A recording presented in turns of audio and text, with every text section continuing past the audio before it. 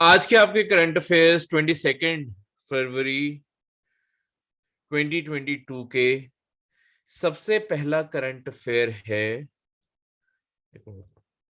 Fundamental duties के बारे में।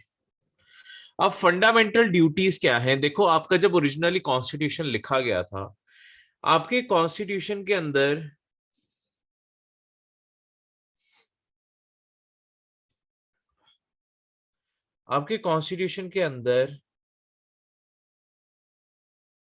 पार्ट 3 में फंडामेंटल राइट्स और किसी का माइक ऑन है, ठीक है।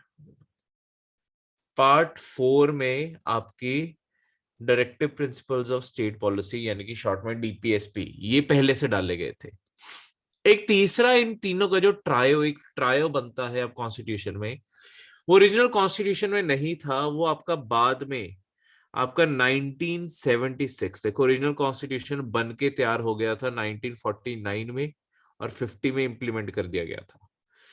1976 में जाके आपकी एक अमेंडमेंट की गई, 42nd कॉन्स्टिट्यूशनल अमेंडमेंट। देखो, कॉन्स्टिट्यूशन के अंदर कभी भी कोई चेंज करना होता है ना, तो हमें अमेंडमेंट करनी पड़ती है। इस तरीके से नहीं है कि जब जो चाहा चेंज कर दिया। प्रॉपर प्रपोजल उसका इंट्रोड्यूस करना पड़ता है, उस प्रपोजल के थ्रू सारे चेंजेस करके आपके जो भी चीज इंसर्ट करनी है या कोई भी चीज डिलीट मारनी है, हर चीज के लिए अमेंडमेंट लगती है।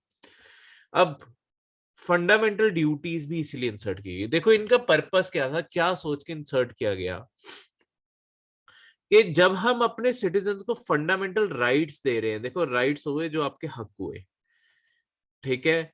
फंडामेंटल यानी कि मौलिक, कुछ ऐसे अधिकार जो आपके लिए बहुत ही फंडामेंटल है, मौलिक है, जिसका आपके एक डेमोक्रेसी में रहते हुए आपके पास होना बहुत ही जरूरी है, तभी आप एक डेमोक्रेसी को एंजॉय कर पाओगे, ठीक है। तो अगर हम ये कहते हैं कि सिटीजन्स को हक होने चाहिए, तो सिटीजन्स की ड्यूटीज भी तो होनी चाहिए अपने देश के तौर पे, ठीक है। अपने देश की तरफ कोई ड्यूटीज भी तो होनी चाहिए।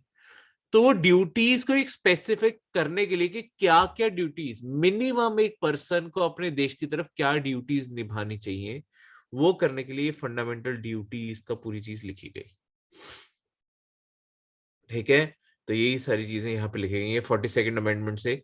उसके बाद क्या था 1976 में, ये ओरिजिनली ये जो अमेंडमेंट की गई, जो पूरा चैप्टर इंसर्ट किया गया, अब इससे कॉन्स्टिट्यूशन में कहते हैं, देखो कॉन्स्टिट्यूशन में चैप्टर्स को पार्ट्स कहते हैं, पार्ट 4A के तौर पर इंसर्ट किया गया।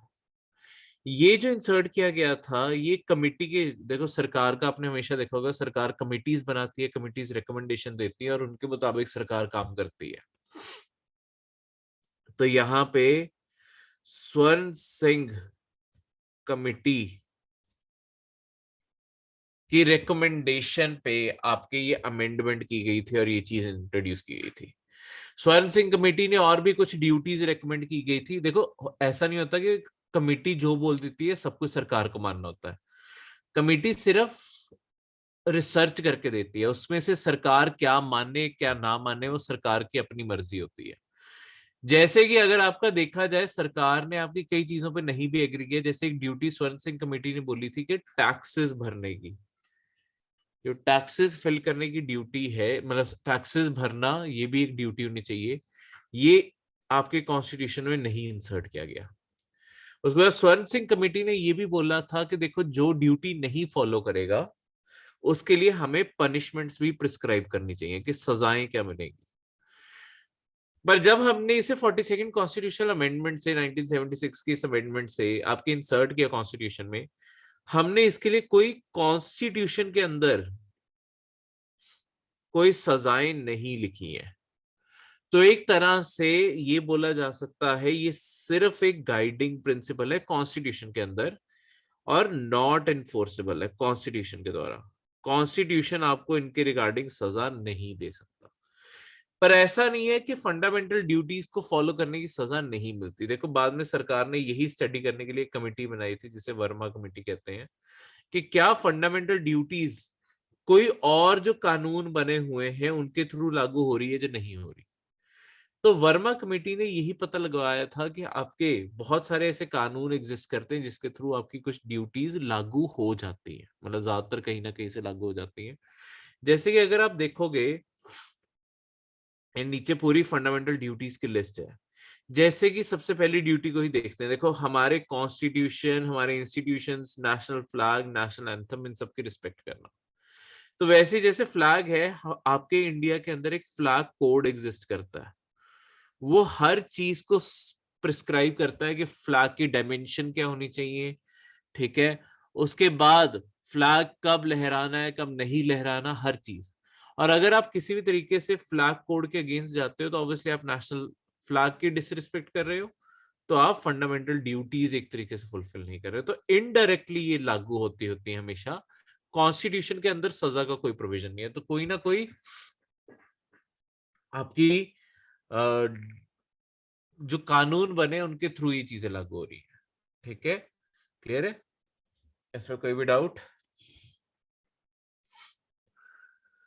देखो ओरिजिनली जब कॉन्स्टिट्यूशन में ड्यूटीज इंसर्ट की गई, ओरिजिनली सिर्फ 10 ड्यूटीज थी, ठीक है आपकी, पर अब टोटल 11 ड्यूटी है। बाद में क्या हुआ, इस चैप्टर में एक और अमेंडमेंट हुई, 86th अमेंडमेंट 2002 में, जिसके चलते हुए हमने पेरेंट्स के ऊपर एक ड्यूटी डाली है, पेरेंट्स या गार्डियंस के ऊपर, कि जो भी 6 से 14 साल के बच्चे हैं उन्हें वो पढ़ाएंगे। इसे भी एक ड्यूटी बना दिया गया है कि देखो जो एजुकेशन है, एजुकेशन देना सिर्फ एक सरकार का काम नहीं हो सकता। ठीक है, एक फोन साइलेंट करना रह गया।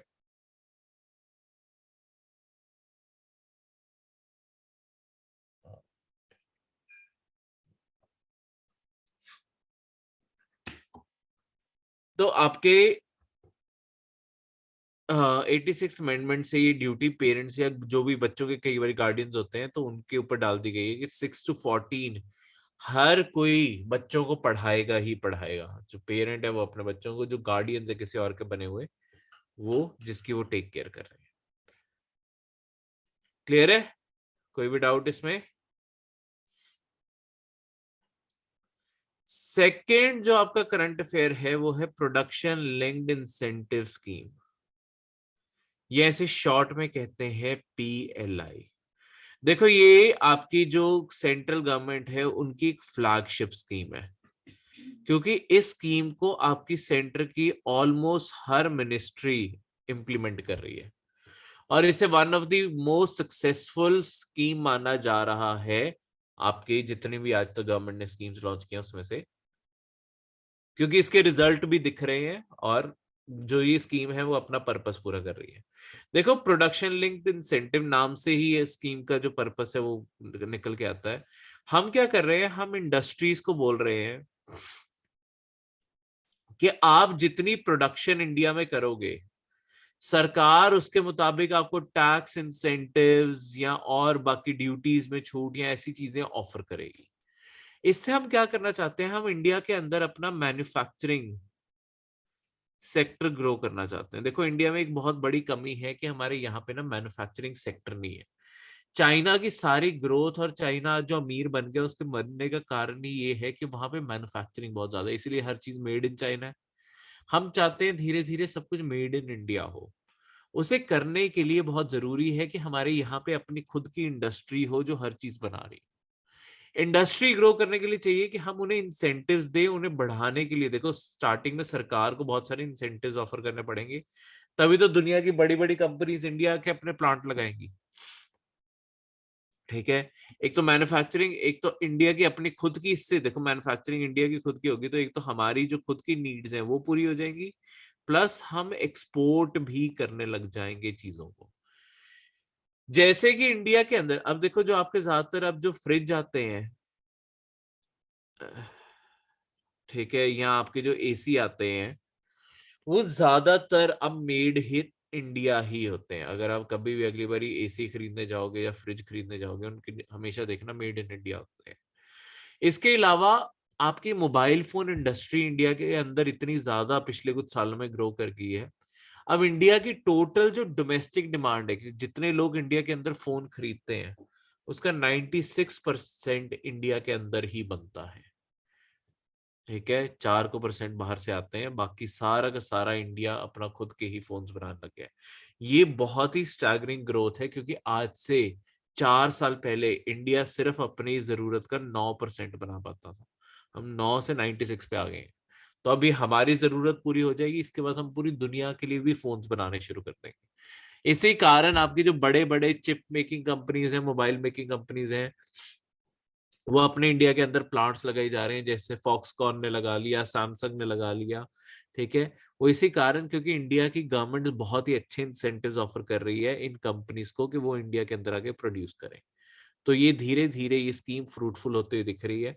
हमने शुरू किया था मोबाइल फोन से। अब ये स्कीम, अगर आपको पेपर में कभी भी क्वेश्चन आ जाए कि स्कीम कहाँ कहाँ लागू हुई है, तो ये चीज याद रखना, ये ऑलमोस्ट हर सेक्टर में लागू हुई है। जैसे लेटेस्ट आपकी ना गवर्नमेंट का अब जो अभी बजट आया था उसमें पुश है, हम इंडिया के अंदर ड्रोन्स बनाना चाहते हैं। तो सरकार ने अब क्या किया है, पीएलआई सेक्टर, मतलब पीएलआई स्कीम ड्रोन्स के लिए भी बढ़ा दी है। हम ये चाहते हैं कि आने वाले कुछ सालों में इंडिया एक ड्रोन्स का हब बन जाए, यानी कि दुनिया भर के ड्रोन्स, चाहे कमर्शियल ड्रोन्स हो चाहे मिलिट्री ड्रोन्स हो, वो सारे के सारे इंडिया एक लार्ज स्केल पे बना सके। और बहुत ही अर्ली जंप कर रहा है इंडिया इस चीज में। तो ऑब्वियसली इंडिया की ओवरऑल इकोनॉमी को बहुत ज्यादा फायदा होगा, क्योंकि फिर दुनिया में डिमांड तो इनकी बढ़ने वाली है। तो इस कारण हम इन्हें इंसेंटिव भी दे रहे हैं। साथ में इंडिया ने क्या किया है, ड्रोन्स की मार्केट इंडिया में ग्रो करवाने के लिए बहुत सारे ड्रोन्स, मतलब बहुत सारे कैटेगरी के ड्रोन्स आपके इंपोर्ट के लिए मैक्सिमम कैटेगरी बैन कर दिए गए हैं। जैसे दुनिया में सबसे ज्यादा ड्रोन जिस कंपनी के बिकते हैं वो चाइनीज कंपनी है DJI करके। अब वो ड्रोन्स इंडिया में नहीं आएंगे, क्योंकि वो जो ड्रोन्स हैं उनको ओवरऑल बैन लग गया है कि कोई भी फॉरेन ड्रोन्स इंडिया में लीगली नहीं मंगाए जा सकते। ठीक है, वो इसके ऊपर बैन लगा दिया गया है सरकार की तरफ से। क्लियर है? इनके इंसेंटिव्स कैसे कैसे दिए जाते हैं और इनके एलिजिबिलिटी क्राइटेरिया, ऐसा नहीं है कि कोई भी टेलीकॉम को बोलेगा कि मुझे बेनिफिट दे दो। देखो होता क्या है, तुम्हें एप्लीकेशन फाइल करनी पड़ती है रिस्पेक्टिव मिनिस्ट्री के साथ, और वो फिर अप्रूव करके देते हैं। तो हर चीज की अलग अलग रिक्वायरमेंट है। जैसे MSME 10 से 100 करोड़, पहले ही उनकी इन्वेस्टमेंट इतनी करनी पड़ेगी, मिनिमम 10 करोड़ से लेके 100 करोड़ तक, कई इंडस्ट्रीज में 100 करोड़ भी रिक्वायरमेंट है। फिर कितनी परसेंटेज कैसे इन्वेस्टमेंट की होनी चाहिए, ये सारी अलग अलग रिक्वायरमेंट्स यहाँ पे कुछ लिखी हुई है। ठीक है, क्लियर है? तो इस तरीके से ये सारी की सारी रिक्वायरमेंट यहाँ पे लिख दी गई है। अगला जो आपका करंट अफेयर है वो है one horn rhinos. One horn rhinos आपके बहुत ही यूनिक, जो आपके गैंडे होते हैं, गैंडों की एक बहुत ही यूनिक वैरायटी है, जो आपके असम के एरिया में खासकर पाई जाती है। नहीं तो नॉर्थ ईस्ट अगर जनरल बोलूं, और उसके अंदर असम में खासकर पाई जाती है। देखो अपने आप में जो राइनोसोरस होते हैं ये बहुत ही वैरायटी के होते हैं, ब्लैक व्हाइट, ये अलग अलग वेराइटीज है इनकी। वन हॉर्न राइनो क्यों यूनिक है? वैसे जो राइनो होता है ना, उसके नहीं तो हमेशा दो हॉर्न्स होते हैं, एक बड़ा और एक छोटा। वन हॉर्न राइनो का सिर्फ एक ही हॉर्न होता है, दूसरा कोई हॉर्न ही नहीं होता। ठीक है, राइनोस के जो ये हॉर्न होते हैं ना, इनके कारण इनकी हंटिंग की जाती है। बेसिकली राइनो की पूरे शरीर से हंटर को कुछ लेना देना नहीं होता, उसे सिर्फ ये हॉर्न चाहिए होता है। क्योंकि ये हॉर्न के कारण कई देशों में ये माना जाता है, ये मिथ्स भी हैं, कई जगहों पे ये बिलीव भी बने हुए हैं कि ये जो हॉर्न है, हॉर्न के पाउडर से आपकी लाइफ लॉन्ग हो सकती है, एंटी रिंकल प्रॉपर्टीज है, मतलब अलग अलग चीजें हैं। तो आपके इसी कारण ये स्मगल होते हैं, ये जो हॉर्न है ये स्मगल होते हैं। ठीक है, चाइना जैसी कंट्रीज और इन सब में। अब ये जो चीज है, इसके कारण आपकी राइनोस की आबादी बहुत टाइम से गिरती जा रही थी इंडिया के अंदर। ठीक है, इन्हें इंडियन राइनोस भी कहते हैं, ग्रेट वन हॉर्न राइनोस भी कहते हैं। और इनकी आबादी गिरने के कारण इनका एक टाइम पे ये इंडेंजर्ड भी हो गए थे, खतरे में, इनकी आबादी बहुत ज्यादा खतरे में आ गई थी।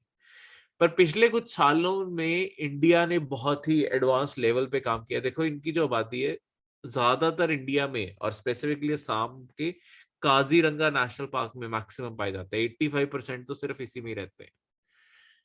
बाकी असम के आसपास के इलाके में, या ज्यादातर कई बार भूटान चले जाते हैं, क्योंकि ये नेशनल पार्क में जुड़े हुए हैं भूटान से। ठीक है, तो ये इस कारण आपके इन्हीं एरियाज में आपके घूमते रहते हैं। तो नॉर्थ ईस्ट में ही है सब कुछ, पर maximum concentration Kaziranga national park, जहां पे 85%। अब हमने इनकी आबादी के ऊपर बहुत ज्यादा काम किया। इंडिया नेपाल में भी है थोड़े बहुत से, मतलब वही नॉर्थ ईस्ट का, असम बीच में आगे एक साइड पे थोड़ा दार्जिलिंग क्रॉस करके नेपाल आ गया, इस साइड पे भूटान आ गया, वही वाला एरिया। अब ये जो सारे के सारे आपके एनिमल्स हैं, जो वन हॉर्न राइनोस हैं, इनका इंडिया की गवर्नमेंट ने एक बहुत ही स्टैगरिंग पॉलिसी बनाई जिसे कहते थे राइनो विजन 2020, 2020 तक की पॉलिसी बनाई हुई थी, वही एक्सटेंड किया आगे। उसके चलते हुए हमने इनकी आबादी रिस्टोर करके 3,000 राइनोस तक लेके आनी थी, जो हमने सक्सेसफुली अचीव कर ली थी। इसके कारण, ठीक है, आपके राइनोस की जो बढ़ती हुई आबादी, इस सारे कारण इंडिया की पूरी दुनिया में इसके कारण प्रेज भी की जाती है कि हमने एक खत्म हुए जानवर को रिवाइव कर लिया। क्योंकि ये जानवर पहले क्या था, जैसे आपके मलेशिया, थाईलैंड, म्यांमार, ये सारे देशों में पाया जाता था, पर धीरे धीरे सारी जगहों से खत्म हो गया, वो सिर्फ अब यहीं पे रह गया। ठीक है, अब यहाँ से भी धीरे धीरे क्योंकि खत्म होता जा रहा था और इंडियन गवर्नमेंट के एफर्ट से रिकवर हो गया, तो बहुत सारी कामयाबी की बात है।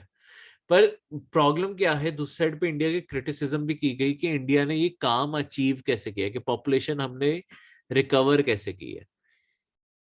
देखो, इंडिया ने एक बहुत ही अग्रेसिव पॉलिसी अपनाई कि जो बेसिकली ने मारने आते हैं ना, जो पोचर होते हैं, हमने पोचर्स को ही मारना शुरू कर दिया। तो हमारे फॉरेस्ट गार्ड्स क्या करते थे कि नेशनल पार्क्स में छुप के बैठ जाते थे, जब भी कोई पोचर दिखता, मतलब जिसके पास गन होगी, हंटिंग के लिए आए हुए, हम उसे ही जान से मार देते थे। तो दुनिया भर में देखो, कामयाबी है, पर दुनिया भर में इसे ह्यूमन राइट वायलेशन, ये सारी चीजें भी कंसिडर कर लेते हैं। दोगलापन है दुनिया का कि एक साइड पे एनिमल भी बचाने हैं, दूसरी साइड पे कहना है कि जो उन्हें मारने आ रहे हैं उन्हें, उनके खिलाफ भी कोई एक्शन ना ले। तो चलो, जो भी जिस भी साइड तुम स्टैंड लेना चाहो। तो इसके कारण, पर हमारी ये जो हंटिंग पॉलिसी रही, उसके कारण वन हॉर्न राइनोस बच गए। अब देखो, इस टाइम आपका वन हॉर्न राइनो का स्टेटस जो है वो वल्नरेबल है आईयूसीएन की रेड लिस्ट पे। अभी आईयूसीएन की रेड लिस्ट क्या है, देखो, आईयूसीएन एक एनजीओ है, इंटरनेशनल एनजीओ है, international union for conservation of nature, IUCN short में। ये एक एनजीओ है, इसका काम है दुनिया में अवेयरनेस फैलाना कि आपके प्लांट्स और एनिमल्स की आबादी कितनी खतरे में है, जो कितना रिस्क है उनका खत्म होने का। ठीक है, ये दो क्राइटेरिया के बेसिस पे ये बातें फैलाते हैं। एक तो ये है कि उस जानवर की पॉपुलेशन कितनी है, दूसरा ये पॉपुलेशन कितनी ज्योग्राफी में फैली हुई है। देखो, शायद किसी जानवर की पॉपुलेशन बहुत ज्यादा हो, जैसे राइनो की लगा लो कि चलो 3,000 क्रॉस हो गई है, 3,000 है, पर राइनो अभी भी खतरे में है क्योंकि ये पाया एक बहुत ही छोटे एरिया में जा रहा है। हमें इसे और नेशनल 85% तो एक ही नेशनल पार्क में है। तो ये जो चीज है, मतलब असम में 85% है, सॉरी, काजीरंगा में 70% है। ठीक है, अब देखो, काजीरंगा में चलो 70% भी बहुत बड़ा नंबर है। लेट्स सपोज कल काजीरंगा में कोई भी बीमारी फैल गई जिसके कारण राइनोज मरने लग गए, कोई भी वायरस बैक्टीरिया फैल गया, राइनोज को अफेक्ट कर रहा है, ये 70% आबादी एक ही बारी में साफ हो सकती है। इस कारण ज्योग्राफी को भी कंसिडर किया जाता है, क्योंकि अगर बहुत दूर दूर तक ये फैले होंगे, अगर एक जगह बीमारी फैलती भी है, बाकी सारी जगहों पे तो ये बच जाएंगे।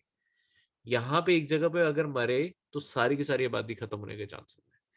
इसी के चलते हुए ये एक पूरी एक लिस्ट बनाते हैं जिसमें ये एनिमल्स को अलग अलग, प्लांट्स और एनिमल्स को अलग अलग क्राइटेरिया पे बांटते हैं। आपके लीस्ट कंसर्न ऐसे जानवर जिनके कोई खतरा नहीं है, फिर आता है वल्नरेबल, अब ये खतरे के पास है। ठीक है, सॉरी, फिर आता है नियर थ्रेटेड, सॉरी,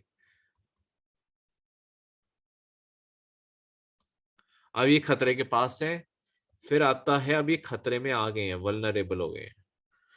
फिर आपका और पॉपुलेशन गिरती है तो उन्हें कहते हैं एंडेंजर्ड हो गए, खतरे में और ज्यादा बढ़ गए। इसके बाद आता है क्रिटिकली एंडेंजर्ड हो गए, यानी कि अब नहीं बचाया तो बस ये खत्म है। इसके बाद आ जाता है आपका एक्सटिंक्ट इन वाइल्ड, कि जंगलों में अब ये मिलने खत्म हो गए हैं, शायद हमारे किसी लैब या जू में हो, पर वैसे खत्म हो चुके हैं। और लास्ट स्टेज है, अगर वहां से भी खत्म हो जाए तो बिल्कुल ही एक्सटिंक्ट यहाँ पे आ जाता है। क्लियर है? तो इस तरीके से आपका ये सारी की सारी चीजें काम करती हैं। ये थे आपके आज की करंट अफेयर्स। किसी भी करंट अफेयर में कोई भी डाउट हो